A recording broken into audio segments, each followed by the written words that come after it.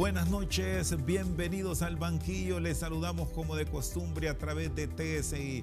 Hoy vamos a hablar del rol de los entes de investigación criminal en nuestro país y hasta dónde se ha logrado avanzar en esta materia tan compleja. Nos acompaña esta noche el abogado Gonzalo Sánchez, experto en criminalística.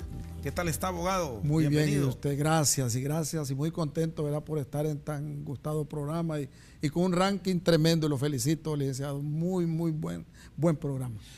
Bien, muchas gracias, abogado. Experto, especialista en el análisis de la escena del crimen. Sí. En evidencias, observadores de primera. Correcto. En criminalística hay varios principios y uno de los principios más importantes dice que no es lo mismo ver que observar. El criminalista observa hasta el más mínimo detalle y en esos detallitos pequeños ahí es donde está la oportunidad para resolver un caso. Luego hay que tomar en cuenta lo que es la dinámica de la escena del delito. Las manchas de sangre usted las puede interpretar. Hay que interpretar una mancha, hay que interpretar la posición de un casquillo, hay que interpretar la posición de la víctima, hay que interpretar el lugar donde quedó el arma, cómo quedó el arma. Hay que interpretar una serie de cosas. Eso se llama testigos mudos, que el experto los hace hablar. Entonces, al interpretar los indicios en la escena del crimen, uno ya tiene una hipótesis que le sirve como marco inicial ya de la investigación. Ahí arranca la investigación. Primero es el análisis de la escena del crimen. Entonces, si se quiere tener éxito, primero hay que analizar detenidamente el escenario del delito. ¿Y qué tanto hemos avanzado aquí en el país con los cambios que se han registrado? Primero la Dirección General de Investigación Criminal, luego la separación de este ente del Ministerio Público, ahora la creación de la ATIC, la policía por su lado con entes de investigación. ¿No fue mejor quizás concentrarlos? Sí. Bueno, constantemente las sociedades o las instituciones se están revolucionando. Recordemos que los criminales casi siempre están revolucionando sus fechorías. Delitos que en el pasado no se daban, se dan ahora. ¿Cuándo nos imaginamos nosotros que podíamos tener la extorsión? ¿Cuándo nos imaginamos que podíamos tener el delito de secuestro express? ¿Cuándo nos imaginamos en Honduras los secuestros? Pero entonces, ¿qué ha pasado? Han surgido esos delitos. Entonces, como va evolucionando los delitos, también la policía tiene que ir evolucionando, revolucionando, tiene que ir capacitando más su personal, tiene que ir a auxiliarse más de un laboratorio forense, tiene que auxiliarse de equipo. Hoy día usted puede ver incluso unos carros de la DPI que dice laboratorios criminalísticos móviles. Que la gente no entiende qué es lo que hay ahí. Dentro de ese vehículo de laboratorios móviles, ahí andan todo el equipo necesario para el procesamiento de la escena del crimen. Cuando usted me plantea que ustedes observan que van paso a paso y esos hechos se convierten en testigos mudos claves para aclarar un crimen, ¿qué tanto les ha afectado a los investigadores, muchos de los cuales usted los formó durante largos años? Teníamos una policía contaminada.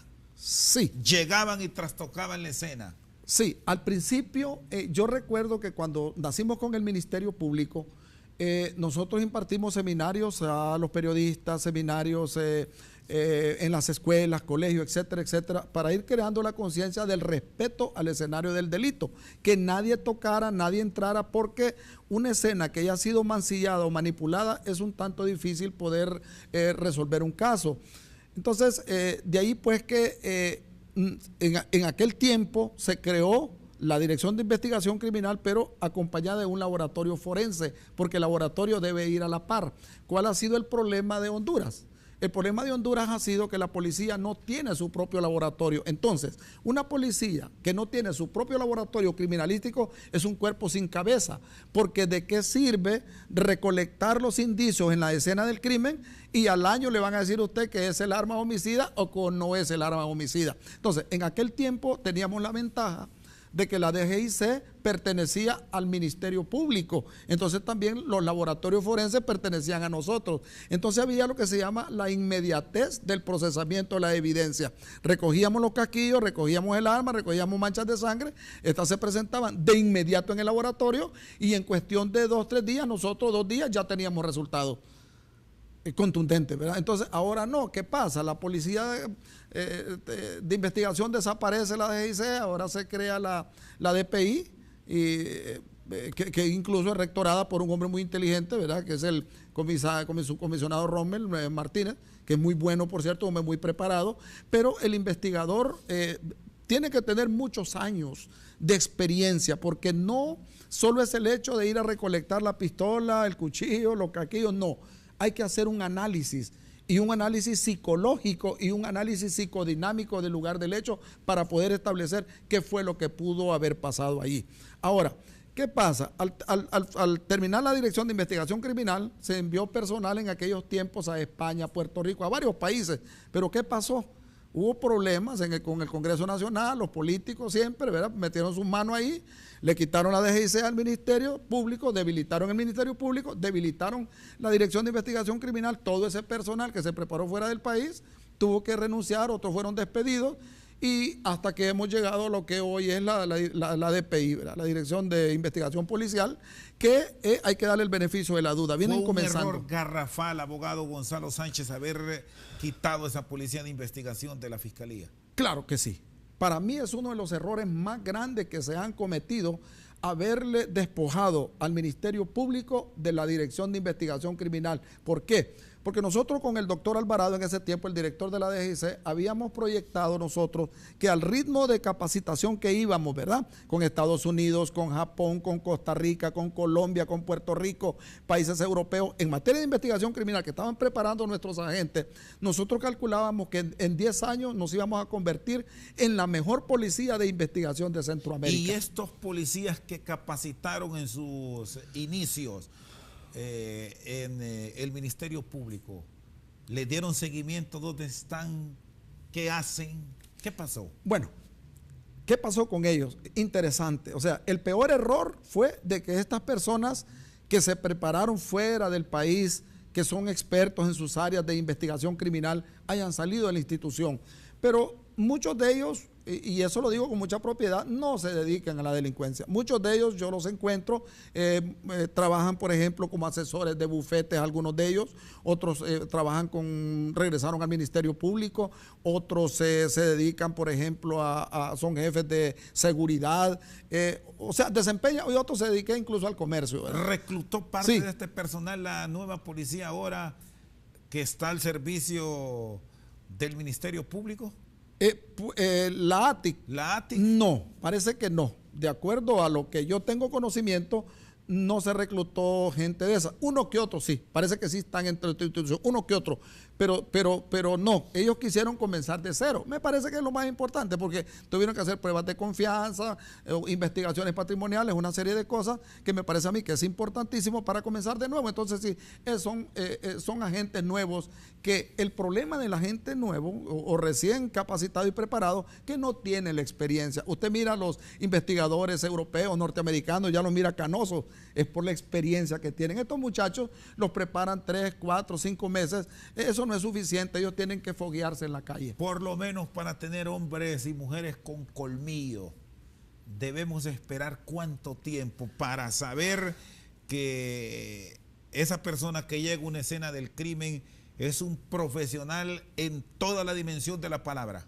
Mire, Chato, para empezar, esta persona tiene que tener una licenciatura en criminalística. Precisamente vamos a abrir en la Universidad Nacional Autónoma de Honduras, se va a abrir la licenciatura en criminalística, para empezar.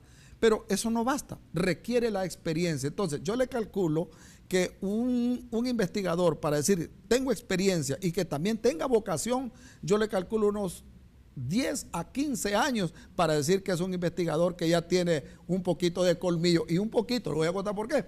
Porque yo estaba en un curso con la policía francesa y estábamos exponiendo de cada país cómo se manejaba la escena del crimen en cada país. Cuando pasó su servidor, ¿verdad? El francés se acercó a los 2 hondureños que estábamos ahí en el curso y les preguntó a los franceses, el jefe de la policía de Francia de investigación, ¿quién es él? Entonces mis compañeros le dijeron, Él es el jefe de la escena del crimen en Honduras. Ah, qué interesante. Y la compañera le dijo, y tiene 7 años de experiencia en escena del crimen. Y dijo el francés, qué interesante, tengo 30 años de experiencia en escena del crimen, de trabajar, perdón, en escena del crimen, y no tengo experiencia. Con eso contesto su pregunta.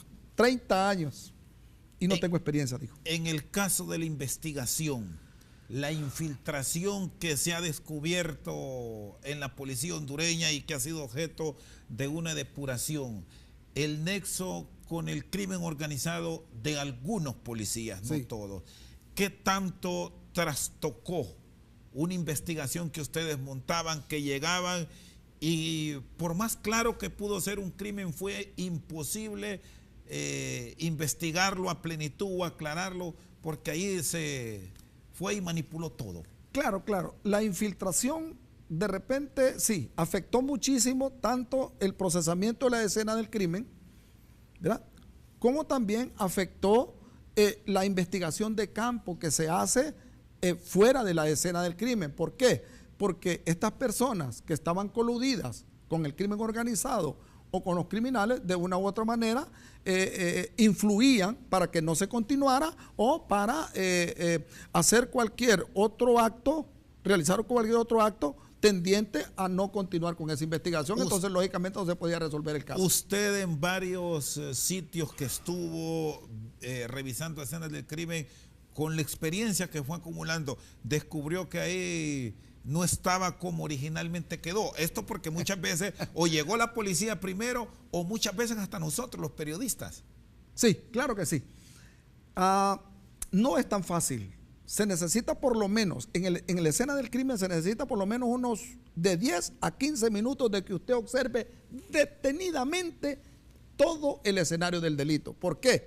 Porque también hay personas que pueden tratar de hacer un montaje de la escena del crimen para confundir a los investigadores, para que sigan falsas pistas. Entonces, al hacer montajes de indicios de esto y del otro, entonces el investigador sigue falsas pistas y ahí sigue y no resuelve el caso. Pero un especialista sí se da cuenta cuando ha sido manipulada una escena o cuando se ha hecho un montaje para hacer creer que eso fue lo que pasó. Y tenemos un caso, por ejemplo, bien sonado, un caso de un ambientalista en Olancho que montaron todo el escenario. Cuando yo llegué a Juticalpa me dijeron los investigadores, sí, eso fue lo que pasó en la escena del crimen. Y yo empecé a evaluar toda la escena del crimen y le dije, no es cierto, el testigo está mintiendo, el que estaba con la víctima, que era un ambientalista. Resulta que el mismo hermano, el hermano lo había matado. Y ahí descubrimos el caso nosotros por el análisis que se hizo de la escena del criminal. Está con nosotros esta noche al banquillo el abogado Gonzalo Sánchez. Al retorno, sin rodeo, nos va a responder estas pruebas de confianza, las pruebas psicométricas, pruebas de patrimonio financiero, etcétera. ¿Qué tan confiables son? ¿Son vulnerables? ¿Se puede mentir en las mismas? Después de la pausa tenemos la respuesta.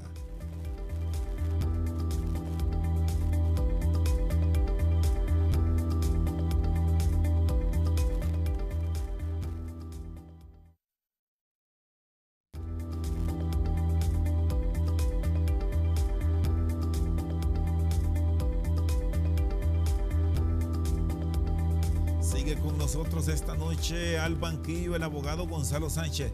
Estas pruebas de polígrafo pueden ser manipuladas. Sí, perfectamente bien, lo decía anteriormente, de que va a depender muchas veces de la frialdad de la persona, va a depender de, vaya, por ejemplo, si una persona toma algún medicamento, si una persona es nerviosa, simplemente una persona que toma medicamento para la presión o un antidepresivo puede dar un falso positivo en una prueba de polígrafo. Por eso es que en ningún país de Europa, de Sudamérica y de los Estados Unidos constituye un medio de prueba. Eso no es un medio de prueba porque es manipulable. Quiero referirme, por ejemplo, al caso de algunos oficiales de la policía que pasaron las pruebas de confianza y luego nos dimos cuenta de que sí, efectivamente estaban involucrados en delitos o confabulados con el crimen organizado. Y algunos que salieron, que son buenos policías, solamente porque no pasaron la prueba. Quiere decir que sí es manipulable el polígrafo, no es confiable. Usted que ha estudiado esto, ¿en qué momento se puede prestar a que alguien esté dando un testimonio, porque es prácticamente un testimonio, y se advierte que está mintiendo? Bueno, no es fácil detectar que una persona miente. Pero un experto sí lo detecta rápido, alguien que conozca, o es... Mire, complejo. La psicología criminal, hay un experto en los Estados Unidos en perfiles criminales, John Douglas se llama. Este señor dice que no es cierto que podemos descubrir que una persona está mintiendo porque baja la pierna, porque sube la pierna, porque se toca las manos, porque está sudando. No, no es cierto. Desde el momento que a una persona le dice a la policía, lo arresta y lo lleva, desde ese momento usted ya está nervioso. Una persona se pone nervioso, con solo que le digan que va a ir a declarar a un tribunal ya está nervioso. No digamos que lo detengan. Entonces, eso puede influir para que la prueba de polígrafo pueda arrojar un resultado positivo o negativo en contra de esa persona. Bueno, usted me decía entonces que al presentarse estas fallas, muchas personas que fueron objeto de depuraciones en este proceso de limpieza de la policía pudieron irse buenos. Sí. Y quedado malos. Y de hecho sucedió.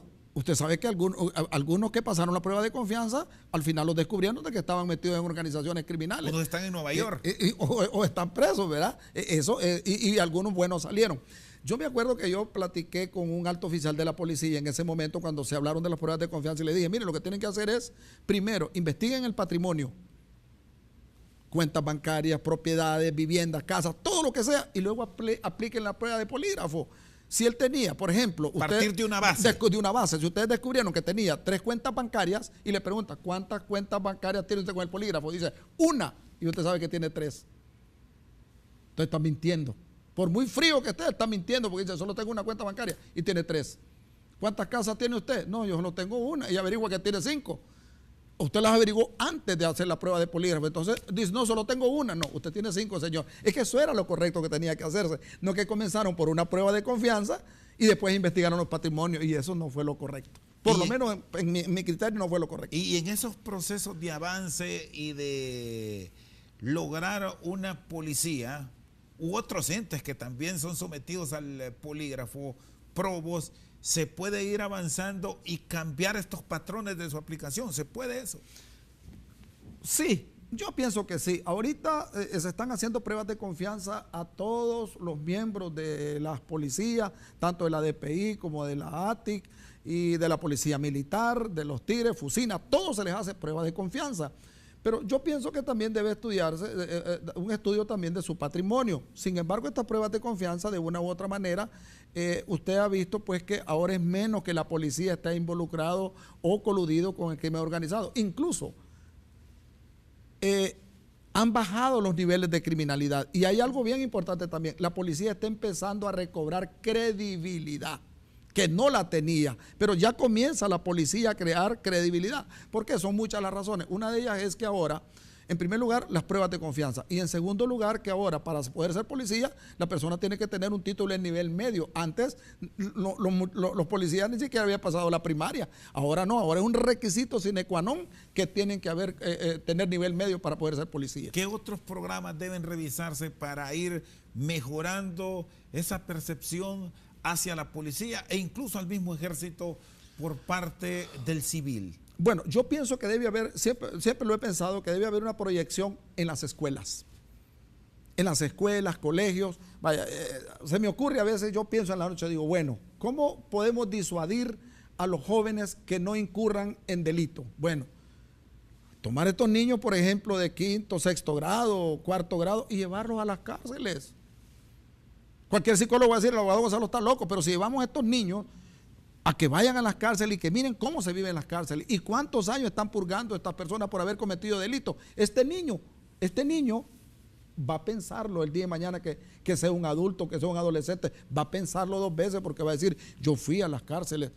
O sea, se observa ahí cómo viven, los años que tienen que estar presos estas personas. Es una forma de disuadir esos programas. Y luego yo pienso que debe haber un acercamiento más hacia el ciudadano.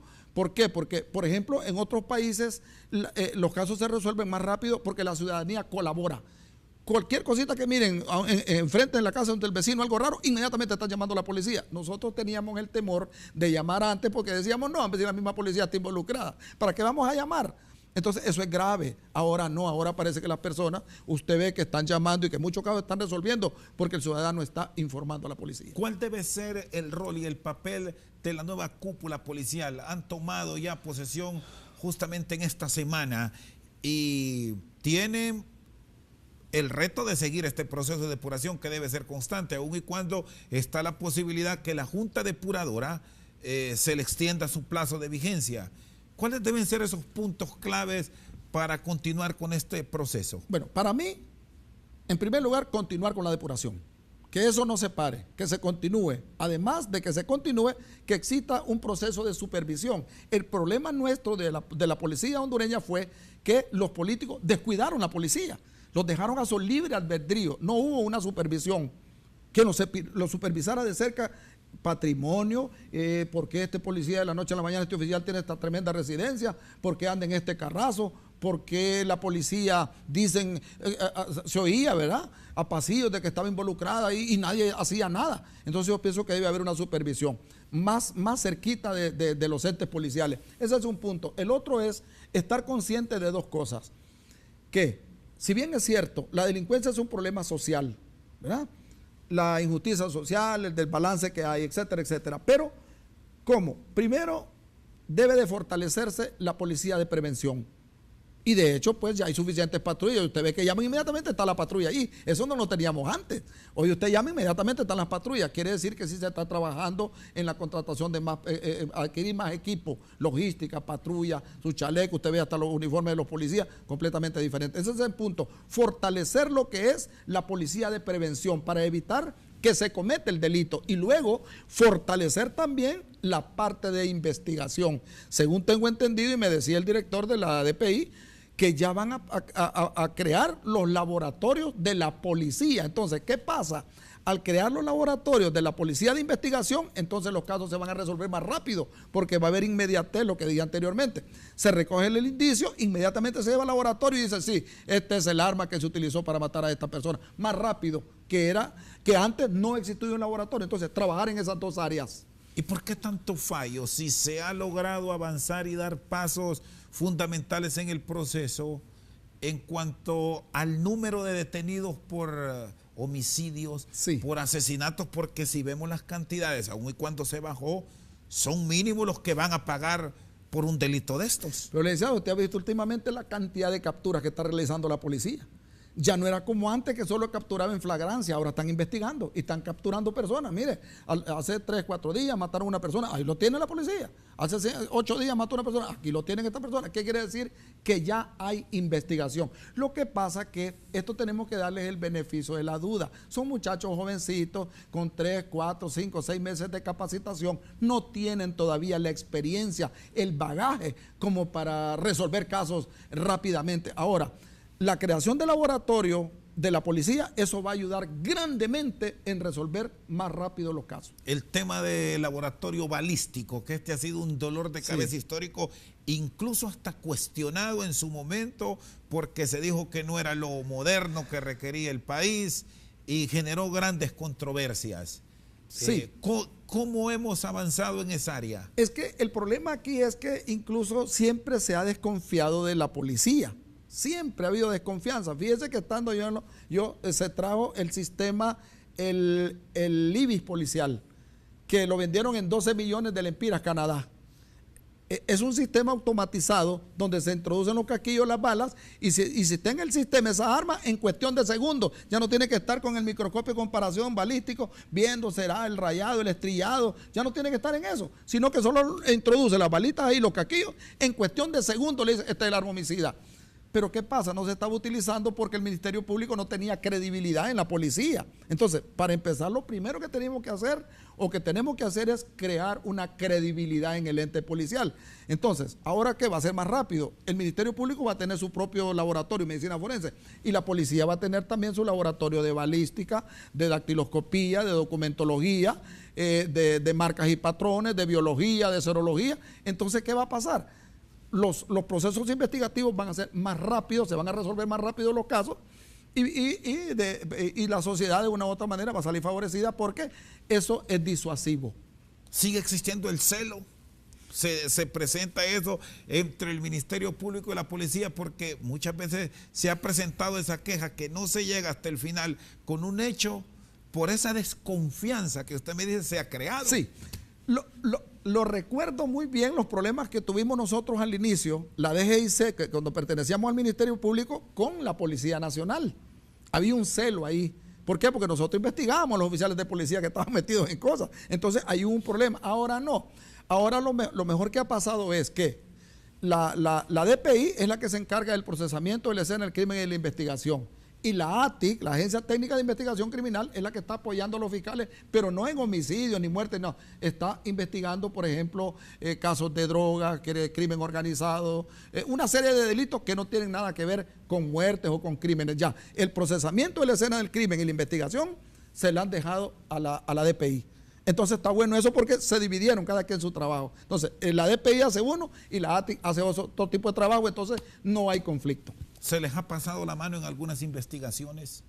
Bueno, en una que otra investigación siempre se le pasa la mano al investigador porque muchas veces es tan acusoso que quiere llegar más allá, ¿verdad? O quiere resolver rápidamente el caso y muchas veces se cometen injusticias, o muchas veces eso de que se ha pasado la mano muchas veces ha sido por falta de desconocimiento, falta de experiencia en el área, porque ser investigador no es de la noche a la mañana. Eso lleva muchos años. ¿Le ha tocado en sus años sancionar agentes o le tocó suspender porque quisieron ir más allá o hasta porque ellos mismos se prestaron por aquello de coimas, por amistades, a trastocar algo?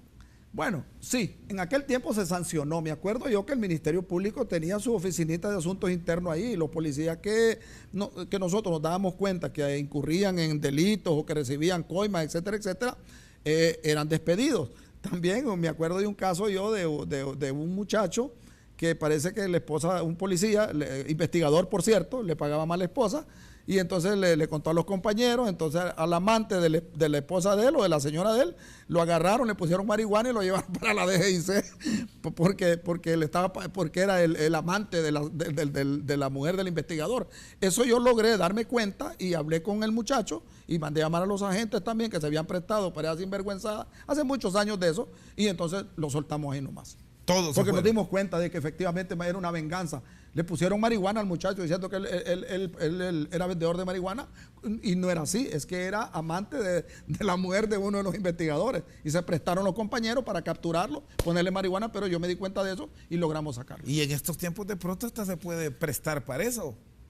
Sí, la policía puede en determinado momento plantar evidencia a una persona. ¿Cuántos años de experiencia tiene en esta área, abogado Gonzalo? Ya llevo por los 29, casi 30 años de trabajar solo en lo que es escena del crimen. ¿Cuál es el caso de más impacto que ha llevado? Porque usted incluso escribe. Sí. Y hace relatos a profundidad sobre estas escenas. Han sido tantos. Pero hay algunos que los que recuerdo yo que con más precisión y que sí nos llevaron muchos días y horas de desvelo y de trabajo, fue el caso, por ejemplo, de Vicencina Trimarchi, la muchacha que la llevó de la universidad, el muchacho, la asesinó en su casa, la tuvo 2 días guardada en el armario de su casa y después la fue a botar a la aldea Corralito acompañado de su señora madre. Ese fue uno de los casos difíciles. Y el otro fue el de doña Cleotilde Gran Pérez, la famosa bruja Cleo, que mataba señores, mataba a hombres de 60, 65 años. Primero tenía relaciones sexuales con ellos y después los asesinaba y los enterraba. Nosotros tuve la oportunidad con inspecciones oculares de desenterrar esos cuerpos. Desenterramos esos cadáveres que ella misma había matado y que los había enterrado. Incluso en la colonia 3 de Mayo decían que ella vendía carne asada. Y se cree, dicen, que una de las carnes que vendían ahí posiblemente era una de las personas que ella había matado. Eso se regó allí. La gente preocupada, pues si ella vendía carne asada con chilmol, a saber si era carne de un ser humano, ¿verdad? Y logró investigar usted si efectivamente bueno, llegó a ese... Era difícil porque me acuerdo que en la colonia 3 de Mayo encontramos un cadáver. Ella los enterraba en posición fetal.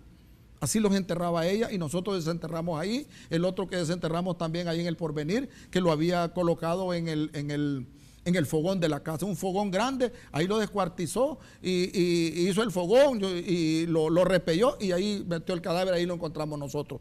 Entonces, pero eso de la carne fue que lo decían ahí, la voz populi, ¿verdad? En la colonia, y vendía carne, a saber si era carne humana, no pudimos investigarlo eso, no pudimos investigar. Está con nosotros el abogado Gonzalo Sánchez, sin casaca después de la pausa. Estos crímenes de alto impacto, ¿qué tanto les dificulta investigarlos cuando muchos de ellos son llevados a los medios de comunicación y antes de resolverlos ante juez competente lo discuten con la prensa? Después de la pausa, la respuesta.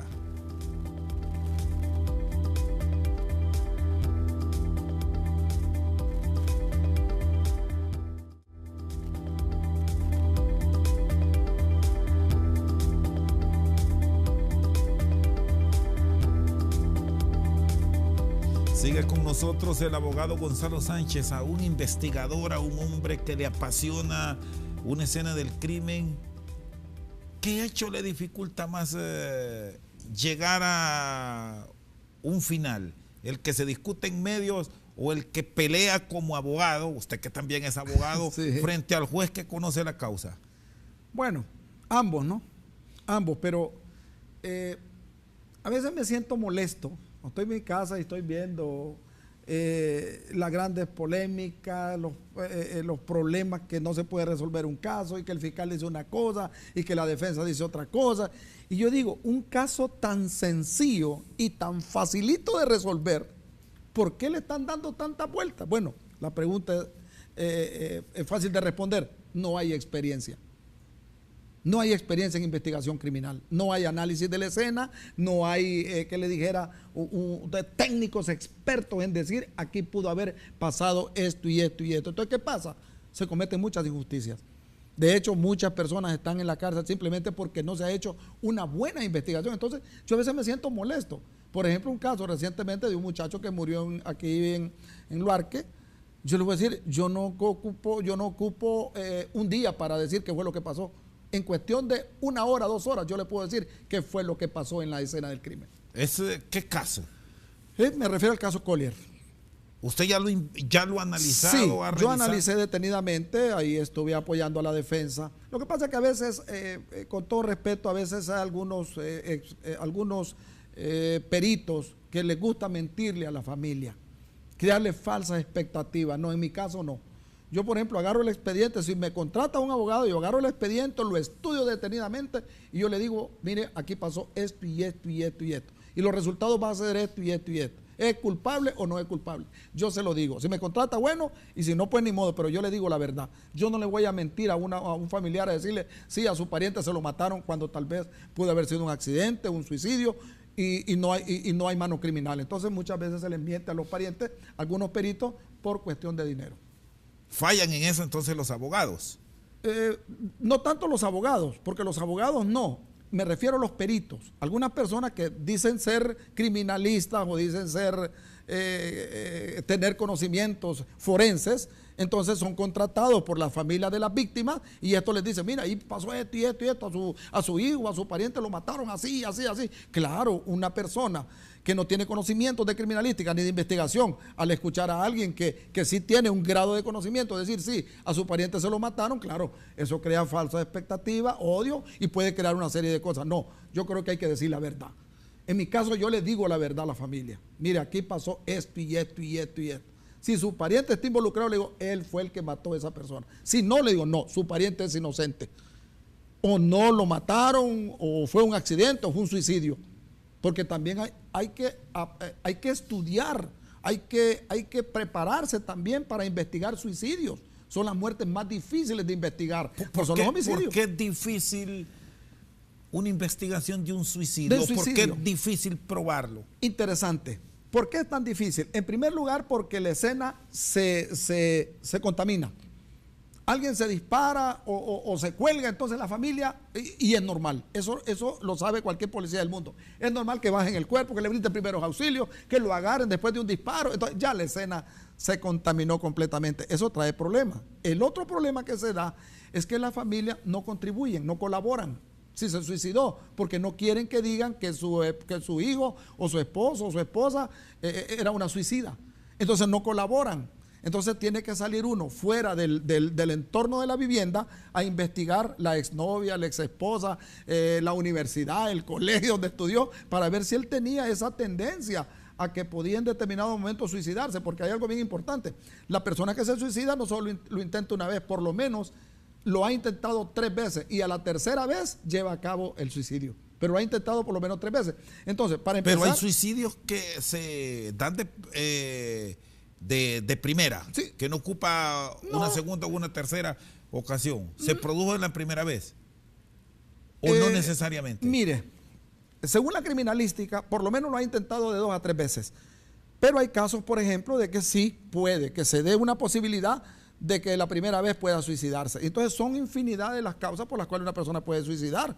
Por ejemplo, por depresión, por divorcio, haber perdido el empleo, por miedo incluso. Hay personas que por miedo pueden llegar a suicidarse. Yo he tenido casos, por ejemplo, unos muchachos en San Pedro Sula, 2 investigadores estaban bromeando con las armas, vino uno de ellos y mira, le dice, la que nos acaban de dar, y se le fue el tiro y le disparó al compañerito acá y le dio muerte. Cuando miró que el compañero cayó, él también se disparó. Entonces por miedo también. Son una serie de causales. Incluso el divorcio es una causa también de suicidio. Entonces, pero una escena que no es manipulada es facilito, uno solo llega y lo primero que observa es la posición del cadáver, donde está el arma, luego le revisa las manos si tiene rastros de pólvora en las manos, unas salpicaduritas de sangre en los dedos, la trayectoria de la bala si es de abajo hacia arriba, la posición está el cuerpo, entonces uno rápidamente dice, posiblemente este es un suicidio. ¿Qué pudo pasar en el caso Collier? En el caso Collier es un caso, es decir, no es complicado. Porque de acuerdo a la escena del crimen, o sea, al hacer el análisis, el estudio exhaustivo de la escena del crimen, concuerda con el testimonio de los muchachos. Y la escena no miente. La posición y el lugar donde están los impactos de bala, eso concuerda exactamente de que en ese momento él tenía en su poder el arma. Ahí no pudo haber forcejeo. De ninguna manera no pudo haber forcejeo. Él manipuló el arma andaba tomado, se disparó el arma o la disparó inconscientemente tal vez. Hay 2 disparos en el techo, casualmente donde está él, aquí en esta línea, y otro que da en el marco de la puerta. Y me imagino yo que cuando intenta controlar el arma, en ese momento, claro, andaban en estado de ebriedad los muchachos, en cuando intenta controlar el arma, en ese momento se le van los disparos, porque los casquillos quedaron exactamente en los pies donde estaba la víctima. Entonces, eso me da la pauta a mí. Cuando se aplica la prueba de luminol, porque decían que lo habían asesinado en otro lado. No, cuando se aplica la prueba de luminol, en el agujero del vidrio, aplicaron el luminol, que es de alta sensibilidad, y se ven las pringuitas de sangre que por donde salió la bala ensangrentada, que le entró, creo que es la que le entró por acá, salió por el vidrio trasero. Le aplicaron luminol al vidrio en la noche, y allá se ven las salpicaduras de sangre. Entonces el hecho tuvo lugar dentro del carro, pero no hubo ni forcejeo. Yo pienso que él accidentalmente manipuló el arma y se disparó, pero no fue suicidio tampoco. En ese caso, ¿cómo con su experiencia detallar la escena entonces? ¿Qué pasó? Bueno, en primer lugar, la posición donde él iba. Ellos vienen digamos, de norte a sur en el carro.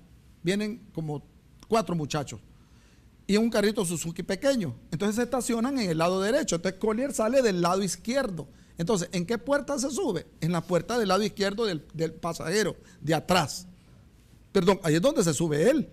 Entonces, dice uno de los testigos que cuando ya iba caminando el carro, que iba en marcha, él sacó el arma, ¿verdad? Sin duda, cipotes para bromear o asustar, sacó el arma.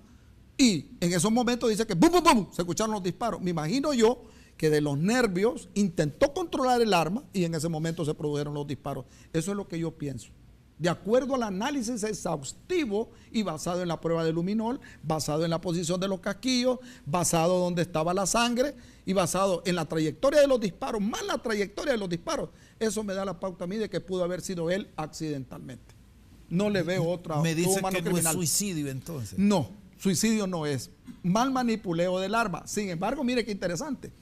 En los Estados Unidos, cuando una persona dice que estaba manipulando un arma, que la estaba cargando, que la estaba revisando y se dispara, en Estados Unidos no es accidente, es suicidio.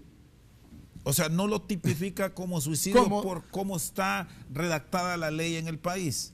o por qué? Bueno, en este caso, aparentemente, y por lo que yo he analizado, pueda que me equivoque, tengo 30 años de experiencia, no tengo la última palabra, pero sí tengo 30 años trabajando en las escenas de crimen y para mí es fácil, en cuestión de horas yo le puedo decir qué pudo haber sucedido en la escena del crimen. Entonces yo pienso que fue un accidente, que él manipuló mal el arma. Pero usted no ha trabajado a más en ese caso. No, estoy trabajando en el caso. Estoy trabajando, elaboré los planos, los dibujos, quise toda la secuencia. El criminalista hace una secuencia desde que él aborda el vehículo, todo lo que sucede. Nosotros lo hacemos en dibujo, una secuencia, hasta llegar al momento en que se producen los disparos. ¿Eso ya lo tienen los jueces? La defensa. Yo se lo proporcioné eso a la defensa, porque estoy trabajando con la defensa. Yo le proporcioné a la defensa y le dije, mira, aquí pasó esto y esto y esto y esto. Ahora, será el Ministerio Fiscal que va a determinar qué fue lo que pasó ahí, pero mire usted cuánto ha pasado y por qué no dice fue Julano. No dicen. ¿Por qué el Ministerio Público no lo dice? Julano fue el que le dio muerte, porque no tienen nada hasta este momento, porque para mí, sigo pensando y con el perdón y el respeto de la familia, para mí fue una muerte accidental. Él accidentalmente manipuló el arma y se fueron los disparos. Está con nosotros esta noche al banquillo el abogado Gonzalo Sánchez. Una pausa, en breve continuamos.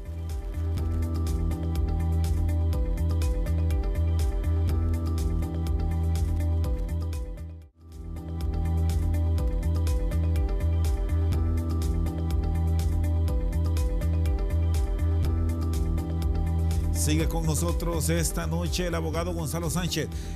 Un suicidio, cuando se trata por muerte de arma, no necesariamente puede ser un disparo. Fíjese que, qué interesante pregunta, licenciado. Fíjese que es increíble que hay personas que siguen creyendo, ¿verdad? Claro, no tienen el conocimiento, que creen que con un solo disparo es suicidio. No. Se puede disparar hasta 7 veces, bum, bum, bum, bum, bum, con una pistola semiautomática, se puede hasta 7 veces, 5. Yo tengo casos documentados que los documentó el FBI de que no entendía por qué, pero explican ahí al final por qué una persona se disparó 7 veces en el cráneo. Una mujer se disparó 5 veces en el cráneo. Entonces dicen que es que en la parte de atrás del cerebro tenemos un órgano que es el que controla nuestra respiración. Entonces, cuando nos disparamos, ¡boom! Y lesionamos esa parte que controla la respiración, la persona muere inmediatamente. Pero si nos estamos disparando, ¡boom, boom, boom, boom! Y todavía no ha tocado, no es que no se va a morir, se va a morir, pero no ha tocado esa parte que controla nuestra respiración, la persona puede seguirse disparando, ¡boom, boom, boom, boom!, en ansias de muerte y puede dispararse hasta 5 o 6 veces. Tuve un caso del Colegio de Abogados de Honduras, un vigilante de ahí. Primero tomó un cuchillo y se acuchilló varias veces aquí en el pecho. Y por último, tomó el arma que tenía y se disparó. Entonces, claro, el vigilante lo detiene la policía porque dice, tiene puñaladas y tiene un disparo. No, eso no es un suicidio. Yo no me reí porque es increíble, ¿va? Increíble, porque sí se puede. Se acuchilló varias veces y después se disparó en la 100. Eso sucede. Así es que no, muchas veces no solo es un disparo, una persona puede tener 4 o 5 disparos y puede perfectamente bien haber sido un suicidio. Las investigaciones sobre crímenes pasionales son complejas, abogado Sánchez. Sí, hasta cierto punto sí. ¿Cuáles son las más difíciles en su vida que ha tenido que llevar? Que se le ha dificultado y por más vueltas que le da, por más que escribe, por más escenas que cuadra, para llegar a una conclusión final, le han complicado. Bueno, sí, y me ha dolido por ciertos casos, como por ejemplo en una Navidad venía el papá, la mamá, una niñita y un niñito, para una Navidad venían saliendo de la iglesia y vino un desalmado y bum, bum, bum, y unos disparos al aire, y le entró la bala a la niña acá y le quedó acá y la mató. Fue un 24 de diciembre. Disparo al aire. Murió la niña, sí. El tipo estaba haciendo, no se sabe, ahí mismo en la misma colonia supuestamente, ¿verdad? Pero no se sabe quién. Imagínense reventando cohetes todo el 24, todo un tipo hizo unos disparos. Y entonces la bala se alojó acá. Y entonces yo fui al seguro porque ahí tenía la niña y le digo a los investigadores, bueno, aquí vamos a trabajar. Sí es cierto que es Navidad donde todo el mundo dispara, pero tenemos la bala, porque la bala quedó en la niña, entonces vamos a buscar. Y empezamos a trabajar esa colonia, rastreamos toda esa colonia, pero ¿qué decía? No, si aquí todo el mundo hace disparos. No, si el 24 todo el mundo hace disparos al aire. Y entonces para decirle que mi vecino, que el otro, que el que estaba en la pulpería, que los que estaban bebiendo hicieron disparos. Imagínense investigar toda una colonia. Entonces lo que hicimos fue buscar la trayectoria de dónde pudo haber venido la bala. buscar la trayectoria, de dónde pudo venir la bala y la posición en que estaba la niña. Nosotros preguntamos qué posición traía la niña, en qué lado estaba, del lado del papá, de la mamá, mirando hacia allá, todo eso, para ver la trayectoria que traía la bala que entró acá y salió. Entonces, la bala venía de acá. Entonces, no estábamos investigando a estos vecinos de este sector, sino que estábamos investigando las partes de atrás. Finalmente, casi estuvimos a punto de llegar, porque la arma era de un arma calibre 45. Y esa calibre 45 normalmente en ese tiempo casi solo el ejército las utilizaba. Entonces parece que un militar había hecho unos disparos, dicen por ahí, en una pulpería, pero que nadie lo conocía. Solo decían que era militar, pero que había hecho unos disparos y nosotros creíamos que era él, pero no pudimos dar con él. Difícilmente para una Navidad donde hay tanto gente que disparan cohetes, que esto y que el otro, difícilmente pudimos. Ese caso me dolió porque le pusimos todo el empeño y no lo pudimos resolver. Ya que toca este tema de armas, ¿qué tanto puede contribuir a la investigación que se decrete una veda de armas o que se prohíba por un tiempo? Bueno, fíjese que usted, o un nuevo registro de armas. Si usted quizás se dio cuenta recientemente que prohibieron, ¿verdad?, que antes y posterior a la selección se portara armas, los índices de criminalidad se vinieron abajo. Increíblemente se vinieron abajo el índice de criminalidad. No habían muerto porque nadie portaba ningún arma, nadie, excepto la policía, el ejército, nada más. Entonces, eso le da la pauta de que tantas armas que andan circulando ilegalmente y otras legalmente en el país son las que han elevado los niveles de criminalidad, porque de acuerdo a las estadísticas, el 80% de las muertes que se producen en Honduras son con armas de fuego.